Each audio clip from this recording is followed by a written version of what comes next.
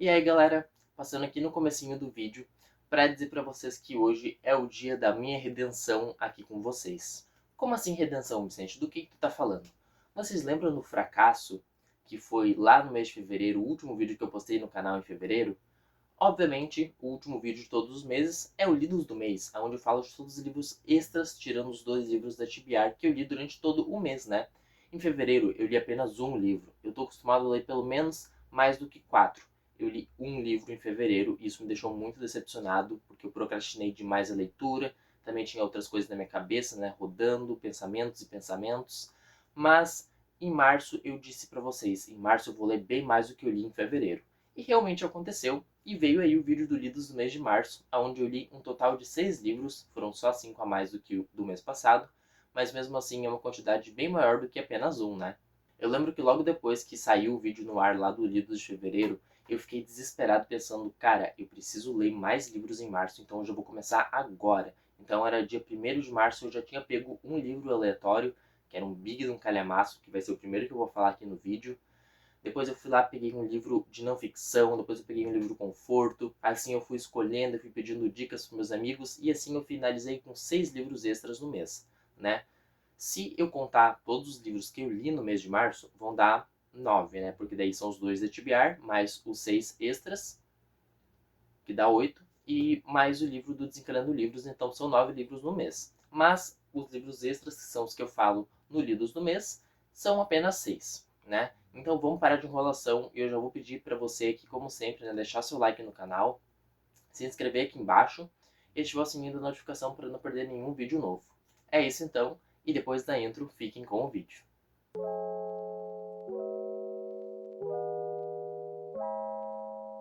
Estou de volta mais uma vez. E galera, como vocês puderam ver aí no tema do vídeo, né, no início onde eu falo o que vai rolar no vídeo de hoje, eu vou falar sobre os livros extras que eu li no mês de março.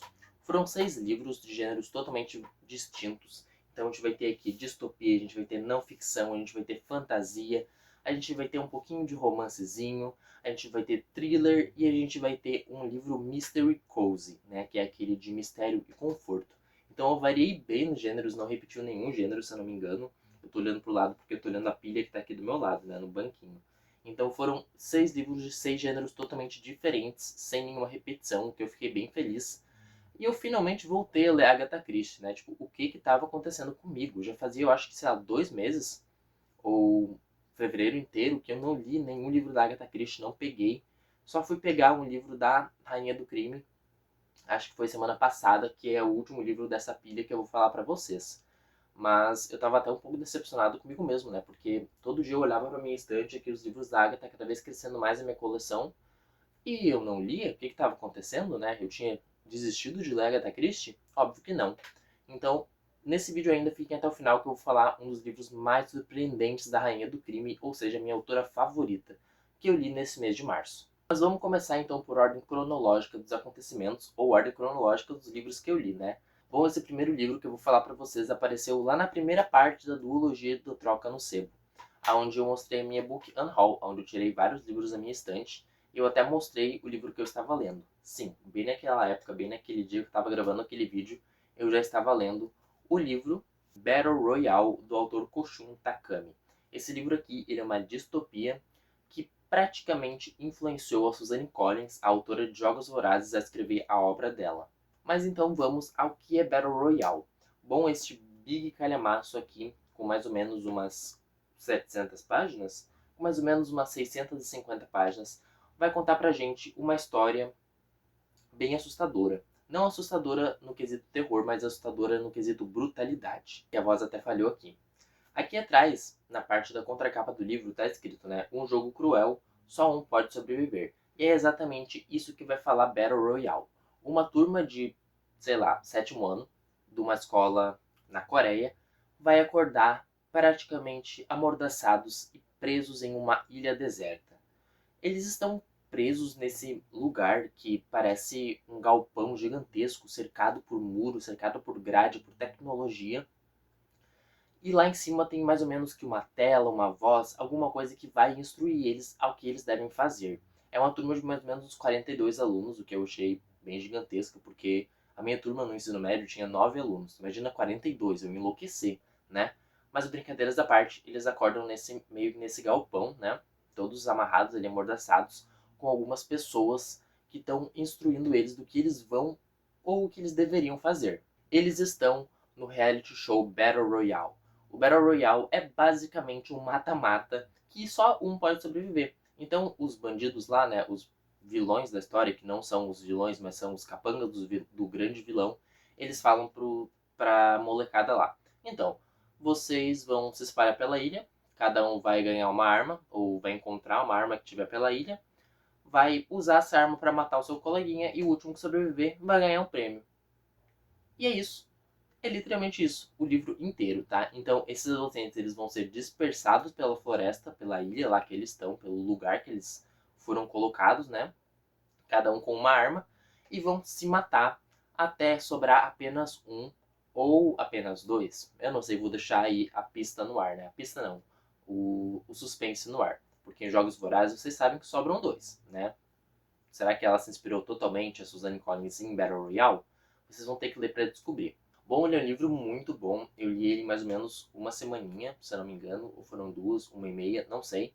Foi uma semana bem legal ali, onde eu li o livro tanto pelo físico, quando eu estava em casa de boa, né, no meu tempo de lazer, ou quando eu estava fazendo alguma outra tarefa fora de casa, ou até mesmo indo para o trabalho, porque eu vou a pé para o trabalho, ouvindo o audiobook. Ele é um livro bem interessante de se ler, e ele tem várias coisas muito boas nele, na edição dele. Eu acho que o autor, o Koshun Takami, né, ele quis exatamente deixar isso. Porque aqui na folha de guarda a gente tem um mapa com algumas coisas, né, com alguns números, com uns, como é que é, umas legendas no mapa. A gente tem os dias, a gente tem o nome dos locais. Na parte de trás é o mesmo mapa, ele é o mesmo mapa. A cada final de capítulo mostra pra gente quantas pessoas morreram, quantas pessoas estão vivas. É uma coisa muito imersiva, a gente parece que a gente tá dentro do Battle Royale, dentro da batalha épica, com os alunos ali, né, com os amigos, que vão ter que se matar até sobrar um. E parece que a gente é um dos personagens. Isso foi uma coisa que eu gostei demais no livro, porque ele descreve tudo. Então, tipo assim, ó, machadada na cabeça, é tiro de arco e flecha no pescoço, é espadada no pé, é dedo cortado. É uma brutalidade que só, assim como eu disse algum tempo atrás. A minha nota final para Battle Royale é 4 estrelas e meia, tá? Eu não dei 5 estrelas porque eu achei que teve um final um pouco raso, digamos assim, né? Cada um tem a sua opinião. Essa foi a minha, eu achei o final um pouco raso, eu esperava um pouquinho mais de desenvolvimento do final do livro. Mas, de qualquer maneira, ele é um livro excelente e com certeza entrou nos meus favoritos. Agora, saindo de um livro totalmente bom, que foi o Battle Royale, né? Pra mim, apesar de ter muitas mortes no livro, ele é um livro de ficção. Eu pulei diretamente para um livro de não ficção, que foi bem pesado mesmo. Tava eu na casa da Medina e das minhas primas, com a família toda reunida, num churrasco, assim, numa noite, né, de churrasco. Tava todo mundo no celular, conversando, bebendo e fumando. E aí eu pensei, por que não ler um livro que eu trouxe aqui no meu Kindle? Sim, eu tinha levado o Kindle para uma festa de família. Às vezes bate um tédio e todo mundo fica meio que conversando no celular, né? Tipo, pelo celular com outras pessoas e a festa fica todo um silêncio total. Nesse momento, eu peguei o meu Kindle para ler o livro que eu tinha baixado por último, que já era o livro que eu tinha intenção de ler. Só que, gente, eu comecei a ler o livro ali no meio da festa de família e eu simplesmente falei assim: não, eu não vou ler isso aqui, porque isso aqui vai baixar muito o clima dessa festa de que tá rolando na família. Eu larguei o Kindle e deixei para terminar o livro em casa. Eu terminei o livro 2 dias depois, porque eu estava muito angustiado e queria saber tudo a respeito do livro que eu estava lendo. Esse livro eu comprei lá em dezembro de 2024, eu acho que foi o último book haul que eu fiz aqui no canal, que foi lá, né, o último book haul de 2024 também, aonde eu falei que tinha comprado um livro que falava sobre o Holocausto Brasileiro, que falava sobre um hospital colônia, lá numa cidadezinha bem pequena, que teve muitos mortos. Sim, eu estou falando de Holocausto Brasileiro, da Daniela Arbex, a mesma autora do livro Todo Dia, Mesma Noite, né, a história da Boate Kiss. E esse livro aqui, como eu falei, é o genocídio, 60 mil mortos no maior hospício do Brasil. Por que eu disse que esse livro ele me deu uh, uma certa energia negativa? Porque ele é muito cru, ele é muito nu e cru. Ele literalmente fala de todas as coisas que as pessoas sofreram nesse local. Vou tentar dar uma contextualizada geral em vocês, tá? Esse livro, ele me trouxe repúdio da humanidade, para vocês terem uma ideia de quão pesado ele foi, tá? Lá em Minas Gerais, na cidade de Barbacena, tinha um hospital colônia. Ele era conhecido por abrigar as pessoas ricas, né? Ele era um hospital muito grande, muito luxuoso, lá em 1800 e alguma coisa, ou 1900 e bolinha, tá? Bem no início da década de 10, talvez, 1910, por aí, tá? Só que aí o governo ele começou a ver o Barbacena como um grande potencial, né? Por que não transformar um hotel super luxuoso em um hospício que vai abrigar todo tipo de pessoa que a sociedade não quer? E foi exatamente assim que nasceu o Hospital Colônia de Barbacena, ou seja, o maior hospício do Brasil. Todas as pessoas que não eram benquistas, né, pela sociedade, que a sociedade não queria, ou seja, mendigos, pessoas com necessidades especiais, crianças autistas que eram tratados como retardados na época, né, mulheres que tinham engravidado muito cedo, pessoas que eram pobres, idosos que não tinham mais família que quisesse eles, né, eu acho que não podia nem ser chamado de família, todos eram jogados e acorrentados no Barbacena, tá? Esse livro aqui, ele é muito pesado mesmo. E a Daniela Arbex, ela é uma jornalista e ela foi até o Barbacena, eu acho que umas 2 vezes, para fazer uma entrevista com todas as pessoas, né, que ainda residiam por lá. E sobre todos os horrores que essas pessoas passaram. Essas pessoas viviam, gente, num estado de miséria e pobreza tão grande que em todas as imagens que eu via nesse livro dava para ver a tristeza e o caos no olho das pessoas das fotos. Falei meio travado agora, mas é realmente o que isso me dá, sabe? Me dá um pane no meu sistema geral, assim. Então, ele é um livro muito descritivo. A Daniela, ela se superou, achei que ficou muito bom o trabalho dela. Ela fala demais, ela escreve, né, digamos assim, demais sobre tudo o que aconteceu no Barbacena. A gente tem entrevista com familiares, com pessoas que perderam alguém dentro do Barbacena, pessoas que saíram do Hospital Colônia e conseguiram viver uma vida depois daquilo. Tem um relato, nossa, até me deu uma coisa. Tem um relato de duas mulheres, duas melhores amigas que estavam lá no Hospital Colônia e depois que elas foram liberadas, né, elas ficaram tão assustadas com o mundo ou tão abaladas pelo que elas viviam lá no Hospital Colônia que elas simplesmente queriam tomar banho juntos, elas não sabiam que elas podiam ter um shampoo e um sabonete para cada uma delas, achavam que elas tinham que usar a mesma coisa, não sabiam, tipo, a quantidade de comida que elas podiam comer, ficaram horrorizadas com a qualidade da comida que elas comiam fora do Hospital Barbacena e ficavam com medo de dormir de noite, não se tampavam, dormiam no chão. Gente, é uma coisa assim, ó, absurda de terrível, tá? Então, o livro ele tem essa capa aqui, e ele tem várias e várias imagens que mostram a realidade do local. Olha isso aqui, tá? Essa primeira imagem aqui, que é um homem bebendo água, tem uma legenda dizendo assim: o esgoto que cortava os pavilhões era fonte de água dos internos. Cenas colônia lembram a dos campos de concentração nazistas. Internos vestiam trapos, mesmo com o frio intenso de Barbacena. Olha aqui, vou aproximar de novo para vocês, tá? Então, só por essas 3 imagens que eu mostrei para vocês, eu acho que vocês conseguem ver o quão bizarro foi essa leitura, tá? Apesar de muito necessária. Doentes mantidos em camas imundas ficavam muitas vezes cobertos por moscas. É, é uma coisa muito doida, muito doida. Uma imagem aqui que eu vou mostrar de longe, porque tem algumas pessoas peladas, tá? O YouTube pode cortar o vídeo. Ó. Tem muitas pessoas peladas, muito magras. Dá pra ver que eles estão, sei lá, com frio, porque alguns deles estão assim, sabe? Ele é um livro muito pesado mesmo e com muitos gatilhos, né? Devia ter aqui um alerta gigantesco de gatilhos sobre esse livro aqui, mas não tem. Porque eu acho que ele é uma edição bem, ele era para ser, ele foi publicado bem antigamente, mas ele foi feito nessa nova edição aqui pela Intrínseca. O total que eu dou pro livro é 4 estrelas, tá? Por que 4 estrelas, Vicente, se tu gostou tanto assim do livro? Ele é um livro muito pesado, mas isso não não interfere na minha nota para ele. O que interfere é alguns capítulos que eu achei um pouco desnecessários do livro que a Daniela Arbex trouxe, mesmo eu tendo dito que o trabalho dela foi excelente como jornalista, teve muitos capítulos que eu achei desnecessários, falando de coisas um pouco estranhas, sabe?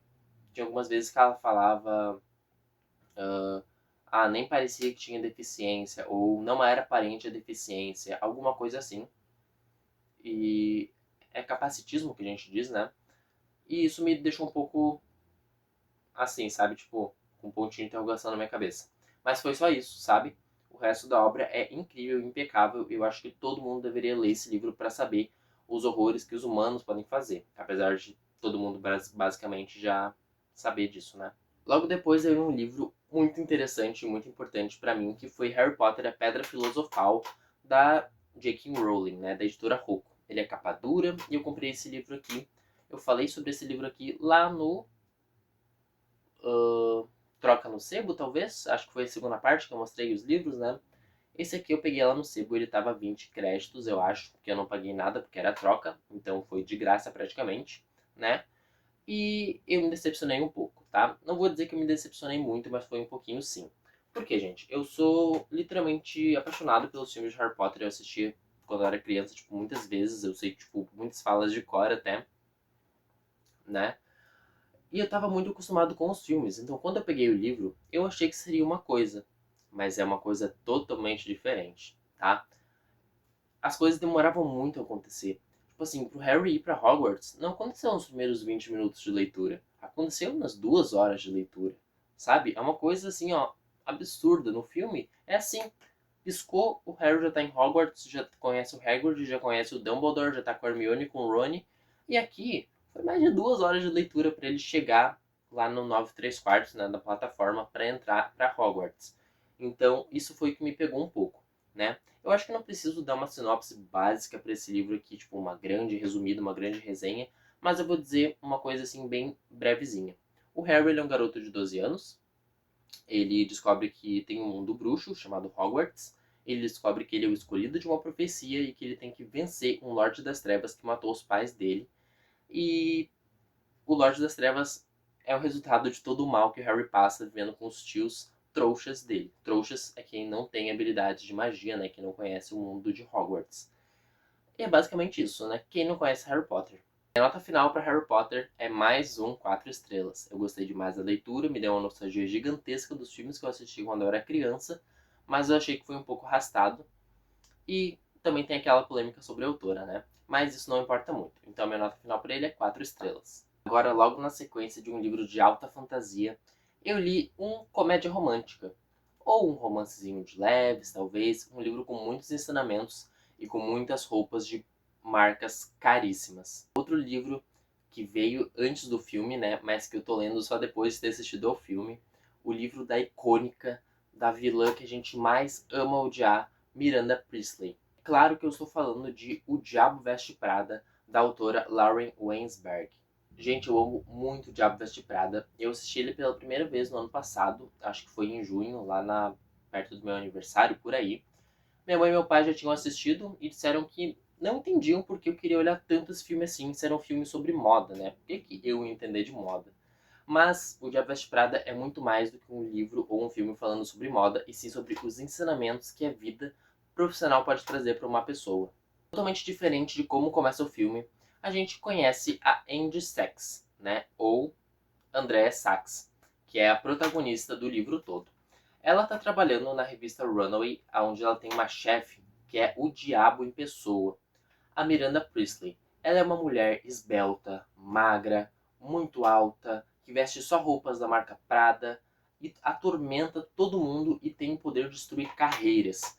Totalmente diferente do filme, onde a Miranda é protagonizada, né, pela Meryl Streep, que é uma senhora de cabelos grisalhos, cabelo curtinho, ali muito bonita, muito elegante. A Miranda, do livro, ela é uma mulher alta, loira, com cabelos longos e um pouco mais nova do que a Miranda lá do filme, tá? Mas como o filme começa de uma maneira totalmente diferente, eu já tomei um choque de realidade quando eu comecei a ler o livro. Aqui a Andrea, ela tá no carro dirigindo porque ela precisa pegar cachorro da Miranda, precisa pegar as filhas dela. ela tá fumando um cigarro ali no carro, correndo de um lado pro outro, precisa pegar um café, precisa entregar o manuscrito do Harry Potter, quem diria, né, o livro que eu falei anteriormente. Ela precisa fazer várias coisas, e isso que ela nem viu a Miranda pessoalmente ainda. Ela tá trabalhando já na Runway há, sei lá, um mês, e a Miranda ainda não deu as caras. Quando essa mulher dá as caras, a gente começa a pegar um ódio, mais um ódio dela. Eu não peguei tanto ódio assim, porque eu amo a personagem, eu entendo demais que ela é uma personagem super importante na vida da Andrea no filme, tá? Então eu acho que como eu já tinha essa imagem do filme, de um filme perfeito, um filme favorito da vida, eu comecei o livro não odiando a Miranda, mas é uma personagem totalmente diferente em ambas as ocasiões. No filme, ela tem aquela mensagem super importante no final, o livro também deixa, né, acaba tendo a mensagem também, mas não do jeito que é mostrado no filme. Sei que parece que eu dei uma baita de uma enrolada agora, mas, gente, o livro e o filme são praticamente idênticos. Eles têm algumas coisas que mudam, obviamente, né? Tipo, o namorado da Andy, tipo, a amiga da Andy, tipo, a própria aparência da Miranda, algumas coisas que acontecem ali, né? O Nigel também tem outro nome no livro que eu não lembro agora. Mas ele é um livro incrível, excelente, que eu dei 5 estrelas, tá? Eu amei demais o livro, dei 5 estrelas e favoritei com um coraçãozinho. Vou até deixar aqui, como eu tô deixando nos outros livros também. Gostei demais, eu quero muito ler A Vingança Veste Prada, que é o segundo livro, né? Que eu sei que tem 2 ou 3. Acho que a autora não parou nesse aqui, escreveu logo depois da Vingança Veste Prada, que vai falar sobre a Miranda e a Andrea se juntando, né? Para acabar com a Emily. Sim, quem diria. Bom, lá pelo dia 20 de março eu comecei a ficar desesperado porque só tinha mais 11 dias e eu tinha lido apenas 4 livros extras. Eu pensei, meu Deus, eu preciso pegar um livro finíssimo para mim terminar ele o mais rápido possível para ter o que falar lá no vídeo do Lidos do Mês. E foi aí que eu decidi pegar um livro que eu já queria ler um tempinho atrás. Eu ganhei da minha melhor amiga, beijos, Isadora, né? E eu queria uma coisa mais cozy, uma coisa mais confortável e relaxante. E foi aí que eu decidi pegar o livro do autor Tiago Valente, ou seja, O Expresso Fantasma. Aqui em Expresso Fantasma a gente vai acompanhar dois namorados, ou seja, um livro LGBT, né? Obviamente. Dois namorados chamados Renan e Gustavo. O Renan ele já trabalha no Expresso Fantasma há um bom tempo e o Gustavo meio que começou a trabalhar agora, né? Tipo, recentemente. Eu tô falando como se eles existissem, mas é o que parece quando a gente lê esse livro aqui.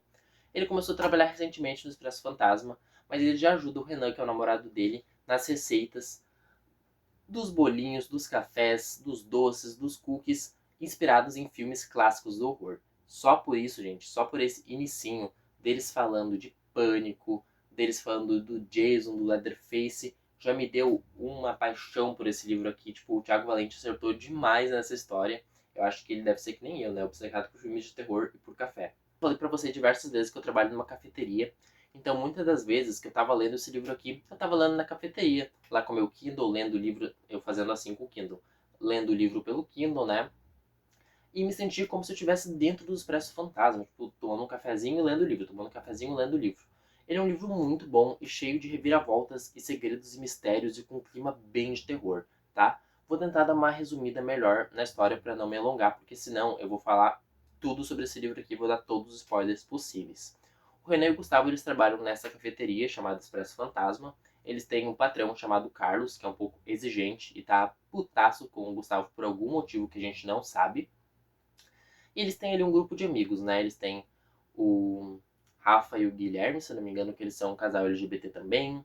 Eles têm a Mariana, que é uma amiga deles, com a namorada dela. Eles trabalham ali no Expresso Fantasma durante muito tempo, durante, sei lá, 10 horas por dia, né? Eles gostam muito de trabalhar ali e eles vão ser entrevistados pelo Fantástico, porque as receitas deles, inspiradas em filmes de terror, tá trazendo uma grande movimentação para São Paulo, né? Que é onde o Expresso Fantasma fica. Em meio a isso, eles acabam descobrindo uma coisa um pouco misteriosa, digamos assim.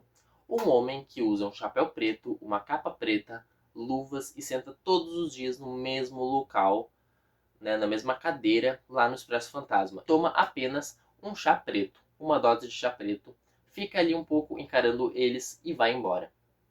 Após uma pessoa do Expresso Fantasma ir de rasta para cima ou de rasta para baixo, eles começam uma grande investigação amadora, né, de jovens ali, uma coisa que a gente adora em filmes de terror, para descobrir quem matou essa pessoa, né, que é ali um funcionário ou alguma coisa do Expresso Fantasma, e também qual a motivação dela, qual o motivo que ela quer matar todos eles, e se ele quer realmente matar todos eles, né? Porque mata uma pessoa do Expresso Fantasma e uma das melhores amigas dos dois, do Renan e do Gustavo, acaba desaparecendo. Então, O Expresso Fantasma é um livro cheio de reviravoltas, cheio de clichês de terror, cheio de referências a filmes de terror, de filmes nerds, a café, a livros. Ele é uma bomba de gostosura para quem gosta desse tipo de gênero. E eu não podia ser diferente. 5 estrelas, favorito, mais uma vez. Agora, finalmente, vamos para o último livro que eu li em março, né? Hoje tá muito calor, eu tô falando muito rápido aqui pra vocês, eu sei, eu peço perdão, mas é que, gente, muito calor, sem condições. Minha janela tá fechada, minha porta tá fechada, ventilador desligado. Eu tô sufocando, ó, tô derretendo. Mas, tudo por vocês. E o livro que eu li é um livro, não sei se tá dando pra ver, da Rainha do Crime, Agatha Christie. Nada mais, nada menos que Noite Sem Fim, ou seja, o meu próximo, né, favorito da Agatha Christie. Em Noite Sem Fim a gente vai acompanhar um homem chamado Michael Rogers. Ele está ali em busca de uma casa nova para ele morar, num bairro um pouco deserto. Ele está passando em frente de uma grande casa luxuosa quando uma senhora passa por ele e fala assim: "Ei moço, posso ler tua mão?" Aí ele fica: "Tá, pode ler minha mão sim. Eu não acredito em superstição, mas pode ler ela sim, vai que tu encontra alguma coisa." Aí a moça, né, a senhora, ela olha para ele e fala assim: "Então, vai acontecer uma desgraça na tua vida. É melhor tu ir embora daqui. Vai embora dessa cidade e não volta nunca mais." Aí a senhora pega, vira as costas e vai embora. E o Michael, né, o Rogers, ele fica tipo: "Que velha louca." Como ele não acredita em superstição de ciganos, ele pega e simplesmente caga pro que ela disse e vai continuar o que ele quer fazer. Ele quer comprar uma casa, ele quer construir uma casa no terreno que era meio que amaldiçoado, tinha uma maldição de ciganos, né? Mesmo com todos os avisos das pessoas que estão ali em volta dele, falando pra ele: "Não faz isso." Depois de um tempo, o Michael ele acaba encontrando uma mulher chamada Ellie. Ela é elegante, ela é fina e ela é herdeira de uma grande mansão e de uma fortuna. Ele logo se apaixona por ela, ela se apaixona por ele, e os dois começam um belo de um romance típico e bom de se ler, escrito pela Agatha Christie. Mas pelo meio do livro acontece um assassinato onde a Ellie é assassinada brutalmente. E tudo indica que quem matou a Ellie é uma moça chamada Gypsy, uma grande alemã de aparência assim jovial e com um caráter meio duvidoso. As investigações começam, a gente não tem nenhum detetive famoso, então a gente não tem Poirot, a gente não tem Miss Marple, a gente não tem Tommy nem Tuppence. As investigações começam e o culpado se revela no final. Esse aqui foi o maior plot twist que eu já li em um livro da Agatha Christie. Sinceramente, gente, eu não tava, tipo assim, ó, eu já li vários livros da autora, então eu sempre tô, quando leio um livro novo dela, sempre tô esperando um final parecido com o que eu já li. Só que foi totalmente diferente. Tipo, a minha cabeça, bum, explodiu assim, ó, em milhões de pedacinhos. Minha massa cinzenta foi toda pelos ares quando eu li quem era o culpado pela morte da Ellie, a esposa do Michael. Eu fiquei totalmente em choque, meu coração ficou totalmente destruído porque eu fui enganado do início ao fim do livro.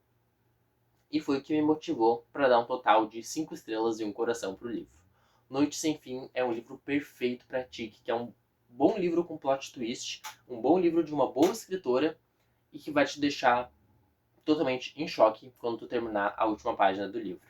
Bom, gente, então o vídeo foi esse. Eu espero muito que vocês tenham gostado. Se gostaram, já sabem o que fazer.